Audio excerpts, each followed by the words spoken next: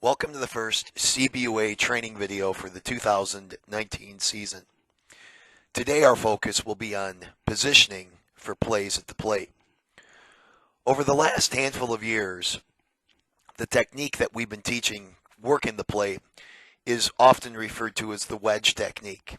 It's finding that window or space between the catcher's glove and the connection point between the runner's leg. Often we'll work off the catcher's left hip. So let's review a few starting points before we look at some video. First, we'll still want to start at the point of home plate. We'll look to move and work so that you end up just off the left hip of the catcher in most cases. And again, we're looking for that angle between the catcher as he reaches for the runner. Let's look at these three video examples. On the first play, we're going to have a ball hit to the outfield and a potential play at the plate develop. In this clip, our umpire really does a fairly poor job in terms of his plate positioning. So again, we would want to start at the point of the plate and then work to maintain an angle off the catcher's left hip. We'll look at a couple angles here on the review, and there's a lot of things that we can all improve from. The first is the umpire is far too close to this play. You'll see from one of the side angle replays that he actually gets clipped by the runner at the end of the play. Ironically, the angle here of this camera is ideally where we would have liked our umpire to have been. Again, starting at the point of home plate and then working so that you maintain an angle off of the catcher's left hip. Now this play went to replay, and you see one of our base umpires doing a good job of getting the defensive team to come back out onto the field to maintain their positions while the play is under review. So again, you see our umpire is too close. In our angle, we would want to be on the opposite side of where this camera was, working off the left hip. Right here, this camera angle is where we would have liked our umpire to have been. Over on this side of the play, off that catcher's left hip, and that play really would have opened up. One more time from the top. Again, you see that we're just too close. There's contact with the runner.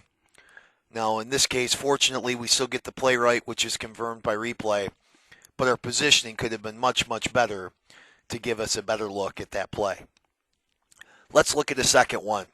And here we'll see some improvement from the first to the second. Another base hit. Ball is going to be hit here to the outfield. And our plate umpire does a pretty good job here of starting at the point of home plate. Now, the throw is going to be slightly to the first base side. And he's going to end up reaching back for the runner's foot in a very close play at the front corner of the plate. Again, we'll look at a couple of different replay angles here as we go. First, our positioning in terms of distance is better. When comparing this to the first clip, our umpire is a step or two further back, which gives him much better spacing on this play.